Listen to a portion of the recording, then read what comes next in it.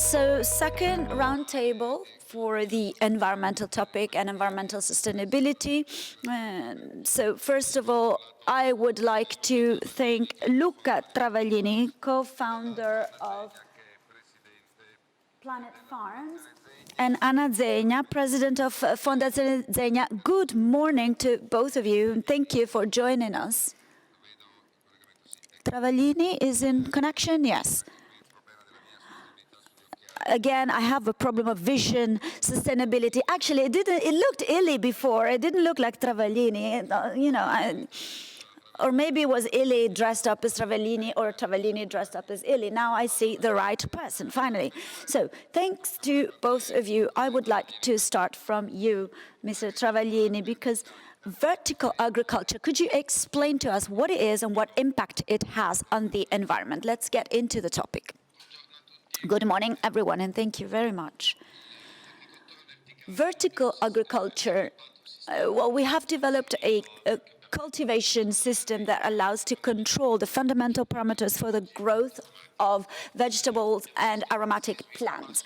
This system is developed on different levels, and it entails many advantages in terms of sustainability. The main advantages are being able to produce everywhere. Agriculture has always been in the habit of producing where there are the right economic, social, and climate conditions, and it has a very strong impact in terms of carbon footprint for the delivery of products. So often we waste 50% of the product, which does not reach the shelves. So we're using up to 98% of water, of less water. We only actually use the water that is inside the wastewater. We reduce pesticides and residue. That is one of the main problems. And we guarantee a healthy, fresh product 365 days a year, independently from external weather conditions. We use the same elements of Mother Nature: water, air, light, and ground or soil, but we control them perfectly, and the result is a model that is very good for the environment. Because, to give you some figures, our plant that we are about to launch in Cavenago is a plant where we're going to produce between 500 and 800 tons of salad a day, which correspond between 30 and 50,000 packages of salad per day. This is a salad that must not be washed to be consumed. So we're not only saving water during the growth, but also during the washing, which sometimes impoverishes the product itself. So this is a very sustainable model. We don't have any emissions. The only waste we have is our substrate, which is used, which becomes a perfect amendment for traditional agriculture. So we are in the wake of a new era, a new technology that brings about an incredible offer, the offer of biodiversity. Agriculture to date has been offering very little biodiversity. We start from pure seeds, so seeds that have no treatment, and we rediscover taste that has been lost to date. And we hope that with our product, we're going to find these new flavors, new taste again. So thank you very much. I am going to ask you to speak again later on. Mrs. Zegna, I can see you've activated your microphone. Hopefully it's active now. So very pragmatically, what are we learning from the experience of Oasi Zegna? And it would be nice for you to explain to us again what it is. First of all, good morning. I'd like to thank San Patrignano first and foremost. So without San Patrignano, we wouldn't be here today. This leads me also to pay tribute to a wonderful person, Letizia Moratti, whom I wish to welcome and expend my thanks to. I learned a lot from San Patrignano, and I'm talking about San Patrignano before Oasi because it's linked to my experience. I think that we all come from different backgrounds, and the time we're living through joins us all in a very unique experience. The experience is what originated Oasi Zegna. We all speak about what's happening today, but the Oasi Zegna reminds us what the founder of the company did in the 1920s, when he found himself in a similar situation as today's. He was in a very unique context, in a place in the mountains, in the Biella area, where the enterprise was supposed to return life, economic, social, and economic sustainability to the territory. I'm starting from the origins because otherwise it wouldn't make sense. And Ermenegildo Zegna wanted to create the best fabrics worldwide. He had this vision on quality, which was holistic, however. The quality of life at that time was inherent in the quality of the product that gave value and made the factory economically sustainable, thanks to which he could provide quality to people through growth, equality, and also health. In the 1920s, I remind you that women would deliver babies at home and they would die of infections. And then there was a surrounding environment that was fully depleted by the previous generations. So the modernity of that thinking, which today is called green thinking, is what gave the origins of Oasi Zegna, which was set up in 1943.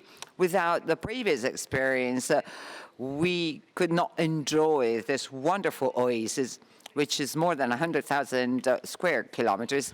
It's a result of the dreams and visions of a visionary.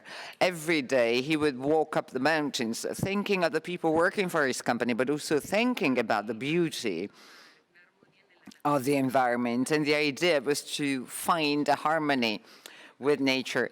He planted 500,000 trees. Just think of this. The previous speakers already mentioned the fact that there is a close relationship between our life that we live, wealth, health, and the environment. At that time, the point was not just enjoying the beauty of nature, but the idea was to return solidity to the soil, to water, bring back life to the people. And let me reiterate a word that is important today, breathing. I've never seen so many people who, as soon as they could get out of their house after the various lockdowns, went back to nature. This is something that only experience can give you. And this is our task today. Each and every one of us goes through life leaving a footprint behind. The footprint that we should all share is to leave a better place to the future generation. And this is a commitment that I'm pursuing with Oasi Zegna. Oasi Zegna is no longer part of the family only. It's shared by everyone. It's such an important asset for everyone. When you plant a tree here, you do something that has an impact in China. That's the rationale of this vision, of this mountain, where Ermenegildo built a road called Panoramica Zegna, a panoramic view, which is what gives you a long-term vision. It makes you understand the importance of the decisions we make today and the impact that the decisions we make today will have on the future generation. That's a sense of the example. San Patrignano is rooted in our daily life.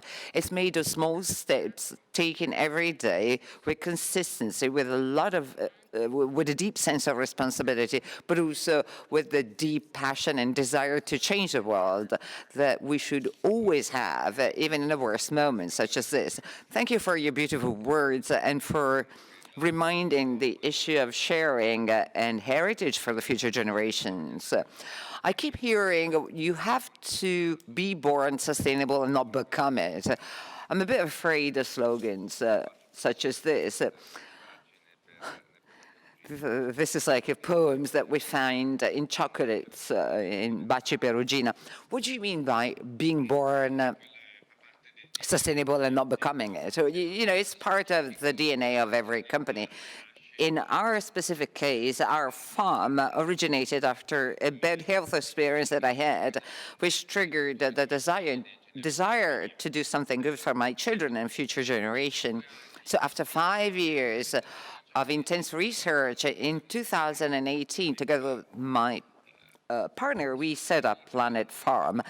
Well, sustainability, we did research to develop a sustainable model in our industry. Sustainability to us means having a solution today that is capable of facing global challenges that we all have to face: urbanization, water waste, the issue of food safety, the issue of food availability. It sounds crazy, but the technology that we have developed matches these challenges. How?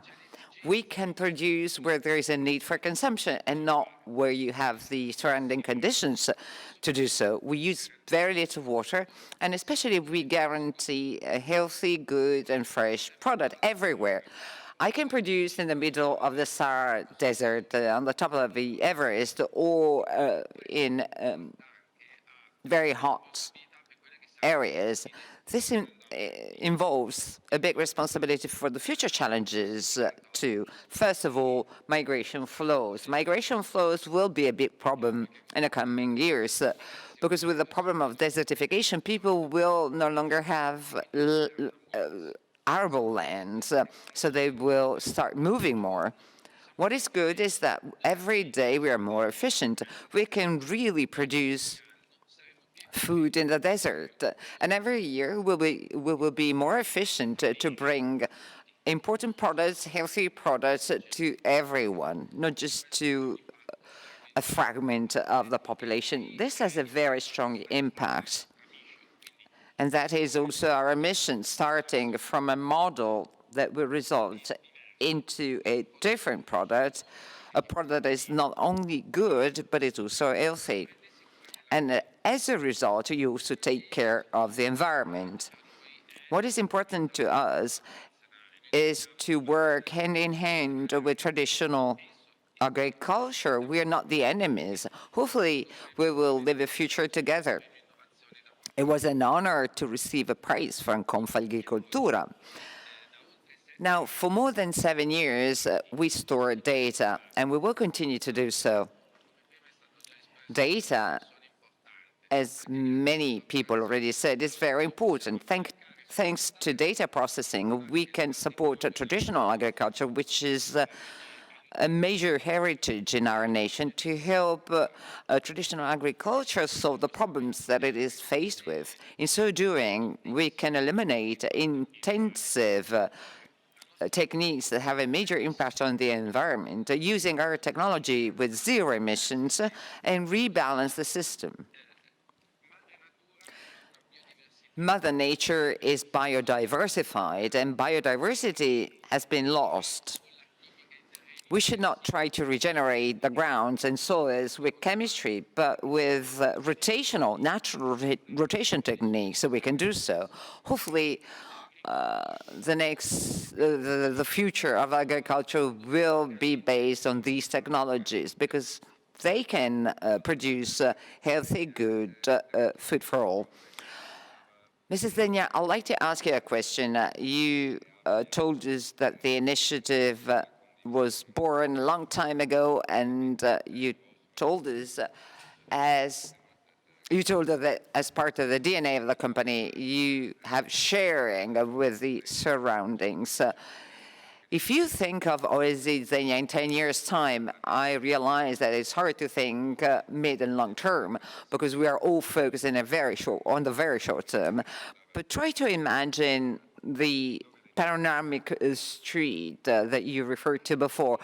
Where do you see Oasi Zegna in 10 years' time down the line? We are working on very concrete projects at the moment. On the one hand, managing such a large territory is a big challenge. The first challenge is that it must become economically sustainable. Our oasis has the wood factory Zegna at the heart, which works well. And we employ more than 450 people in our factory, which means that a serious, well-planned, and aware management of the landscape can give value to new professions. We heard about the high dropout rate, and I expect that more people will drop out from school in the next few months. We are working on projects in this area. Peripheral territories such as us that can actually develop new sustainable models for professions linked to the mountains. There is a rediscovery of tourism in small towns and hamlets. Sustainable tourism is becoming more and more appealing. But what do you need? You need training. Tourism is no longer tourists, but it's hosts and guests. Guests need to be welcomed by the local community. It means that the local community need to be involved in the new projects, be it in the economic or hospitality or training arena. And then there is an extraordinary opportunity offered by nature. We know that young people today are really desperate about homeschooling. They're fed up with it. I know that there are several young people who are looking forward to going back to school. We are transforming Oasi Zegna in an open-air class or school building. So with the help of professionals and educators and teachers, we want to take students, young people back to nature, touch it, and experience nature directly as if it were a schoolroom. It's a pilot project that we are very enthusiastic about. It can be exported elsewhere. And I think that this direct relationship, after so many months of virtual life, is what we really need. When I go to Samba, I see myself in the eyes of young people. When I see young people coming to Oasi Zegna, which is open to everyone, I'm sure that these young people rediscover their vitality. And there's also another wonderful project, which is the one aimed at regenerating forests. The first tree was planted here in 1929 by our grandfather. Climate change, pathogenic agents, monocrops. That was the project at that time. All pine trees. Today, that's unthinkable. It's as if today our territory had to move 400 meters higher up. We cannot bring forests up in the mountains, but we can requalify them, restore them, and restore biodiversity. In 2020, we planted 3,600 trees. In the coming 10 years, the project will be extended. We will work another 16 hectares of forest this year. We need to regenerate 1,450 hectares. It's a lot. Now, this oxygen, this air will belong to everyone. Similarly to Zegna Forest, it's a project that everybody can participate in by planting a tree. So it's a shared project, and this is the footprint that we want to leave behind, sharing it with young people, trying to provide a very long-term vision, which was indeed, has always been, the source of inspiration for all family firms in Italy, and it's an important resource over the long term.